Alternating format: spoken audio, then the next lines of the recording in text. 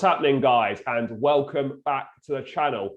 And another manager has been sacked today. Nuno has been relieved of his duties by Spurs. Obviously, a poor start to the season, and the 3-0 defeat to Manchester United was the final nail in the coffin for him. George, the reports today basically stating that Antonio Conte is all but done in terms of becoming the next Spurs manager. If this does go through, he'll become the third former Chelsea manager in the last 10 years to take over the Spurs hot seat after Andre Villas-Boas and Jose Mourinho. Spurs, obviously, well documented. Conte was their number one target in the summer, couldn't get him, then an absolute circus, and ended up appointing Nuno. And before we come to Conte, mate, what are your thoughts on the whole Nuno situation and that whole farce? I mean, I do feel a little bit sorry for him. Yeah, I think he's basically the consequence of some poor decision making from Spurs and the board. We know he wasn't the first choice, but we also knew that really wasn't going to work. I mean, let's be honest, it was a huge step up for him. The squad's not good enough, and you know, I think I said on the show actually that I said he would be gone before Christmas, and I didn't see that. I didn't see it as a very long-term appointment at all. I think they just panicked because they didn't have a contingency plan for when they sacked Jose. You know, they've gone through the phone list, they've gone through the phone book, and you know, no one wants to come to Spurs, and they've just thought, well, let's just get someone who's already been in the Premier League who's taking a step up. And results haven't been good enough. That's true, but he's also not been given enough time. So I do feel for him. But he'll get another decent job in the Premier League. He's a very good manager. I think right coach, wrong time perhaps for him. I think he is capable of the step up to manage a team of that level, but just wrong timing, especially on the back of like everything that happened with Jose Mourinho and before with Poch, and you know, it's unfortunate. Yeah, it's unfortunate. I think this sacking 4 months in is an acceptance that they got that appointment totally wrong in the first place. Yeah. You know, if Nuno was the man they wanted, they would stick with him through this. The fact is, you know, they were just waiting for a defeat to get rid of him. I mean, in his defence, you know, he is only 2 points off the top four. Yes, you know, they've had 5 defeats, 5 wins from the first 10. The football has been terrible, but to put it into perspective, you know, like the league position isn't dire, but you know, I think something had to change. Antonio Conte, George, all kind of set to take over. I mean, if Spurs can get this one across the line, what a coup that would be for them. Yeah, love the man. Obviously, we've got a great affiliation with him at Chelsea Football Club. I don't think he'll lose too much respect with the fans, to be honest with you. I think we're past that. I mean, I know there'll be some in the crowd who, you know, we see it all the time. You know, we ate Tottenham on the introductory tune at Stamford Bridge and all the rest of it. But I think in general, we still respected Jose, and anyone who's won the Premier League title with Chelsea deserves the respect. So that's the first thing to say. He'll definitely come in and rustle some feathers. There's no doubt about that. He's a very strong character, very solid. We'll want to get them defensively set up first, being very Italian driven. So I'd expect him to shake things up, new formation straight away. But again, at this point with Tottenham, I feel as if though, yes, it's a good appointment, but the squad's just so bad that how can anyone do a great job there? I mean, Jose Mourinho went in there with better, you know, maybe not a better squad, but a team that, you know, they had Kane firing on all cylinders, a Dele Alli that was in form. I just think sometimes, you know, don't blame your tools so much, but sometimes it is. You know, a manager can say what he wants, but at the end of the day, when they cross that white line, it's down to the players to get the results. And they've got a player up front who doesn't want to be there, and their most creative midfield player also has just gone missing. So I really don't know where they go from here. It's going to be interesting. Do you think this could make a big difference for Harry Kane? Do you think Conte coming in, Kane might decide, actually, do you know what? This is a great appointment. I can see the club going somewhere. Or at his age, you know, Conte's not going to come in and suddenly Spurs are going to start winning things in the next 1 or 2 seasons. That just isn't going to happen. Do you think this alters Kane's thinking at all about wanting to suddenly stay at the club? I don't think it alters ultimately where his head's at. I think he will still want to go, but this will show the quality of man management from Conte. I wouldn't be surprised if he went in there with an arm around the shoulder, say, look, you know, I know you want to go, but give me your best. I'll try and design and shape the team to suit you. Because at the moment, he's playing almost like a central midfield role, dropping so deep. I think Conte will say, look, let's get you back to your best. Let's get you scoring goals, get you in the box.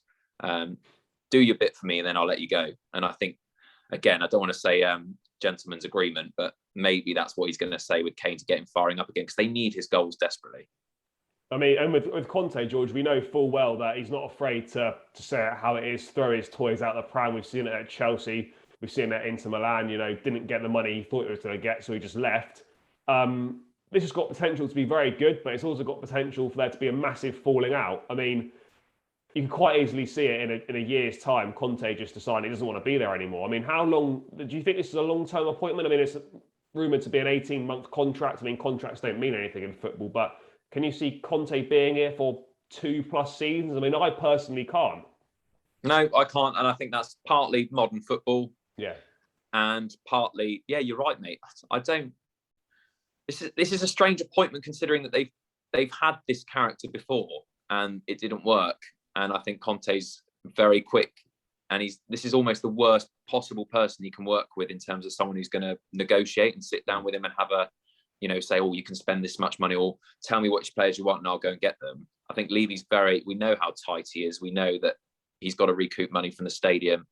Yes, they'll sell Harry Kane eventually, but again, I think there's two very fiery personalities there, and I can't see it going beyond 18 months. I mean, it depends on the success of the football club, but I think they're now just starting to appoint people because they're desperate for a trophy, not because it's necessarily the right thing going forward long term.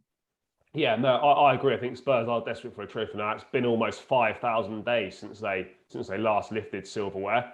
But George, Conte is obviously going to accept this job. Must be on the premise that he's going to be heavily backed in the transfer market starting in January. How important is it then that Levy actually steps up and makes money available for Conte to improve this squad and give him the players that he wants to bring in to make his system work?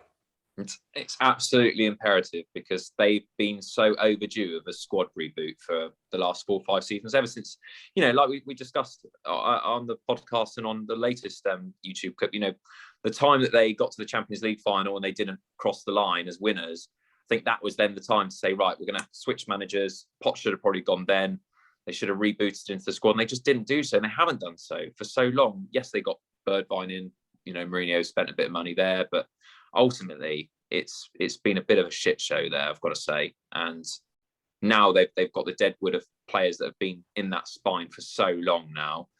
They need competition for places. They need a new energy around the place. The manager can do that, but ultimately, like we said, if you're working with rusty tools, there's not much, a manager might be able to get a bit more usage out of them, but ultimately they're damaged. And psychologically they need to change, and they could only do that through bringing quality through the door. So he needs to be backed. Yeah, 100% agree. And final thing on this, mate, this is a great signing for not just Spurs, but it's great for the Premier League as well. We've probably arguably got the best managers in the world pretty much. Conte would be joining the likes of Guardiola, Klopp, Tuchel, etc. How much of a plus is it to have someone of Antonio's quality back in the league as well? Oh, we love him, don't we? You see his passion on the touchline, his brutal honesty. He's got a way with players. There's no doubt about that, and it's great to. Obviously, this is the hub of football, we like to call it. So it's great to have the best managers in the Premier League. I mean, that's what we want. We want the best players, the best managers in the Premier League. Ronaldo's obviously re-arrived in the Premier League. Now we've got Conte coming back. So it's only a positive for viewers and neutral fans. And even if you're, not a Tottenham fan, but you just enjoy football, it's nice to see Conte back. And I'm not ashamed to see that he's at Spurs. Obviously, it's a little bit dirty, but I suppose if Chelsea are going to recycle so many managers, it's only natural that we're going to see some rivalry at other clubs at some stage. It's just going to happen. Yeah, 100%. I'll tell you what, I'm glad that he's going to end up at Spurs rather than Manchester United, because if he ended up at United with the squad at his disposal there, then he would be doing some serious damage. I mean, do you share those thoughts that it's much better result that he's going to end up at Tottenham rather than United? Just shows how poor United's decision making is. I mean, yeah, they beat Spurs, all right, fair enough, but Ollie's not good enough. I mean, you just reeled off the list of those managers there: Pep Guardiola, Jurgen Klopp, Antonio Conte. Ollie's still managing Manchester United with that squad, with Ronaldo, Sancho, Fernandes, Pogba, World Cup winners, all the rest of it. If he was managing that team, you would again probably back them to certainly be pushing for a title challenge. So thank God he's not there and he's gone to Spurs. It's all like I share that 100%. I mean, that's just myself and George's thoughts on Antonio Conte to Spurs. I mean, it's not been officially confirmed yet, but it's all pointing in that direction. It'd certainly be great for the Premier League, and it will certainly be a bit of a whirlwind. And it'll be interesting to see what he does there. But yeah, guys, make sure you smash a like on the video, leave your thoughts in the comments below, and hit that subscribe button if you haven't already. And we'll catch you in the next one.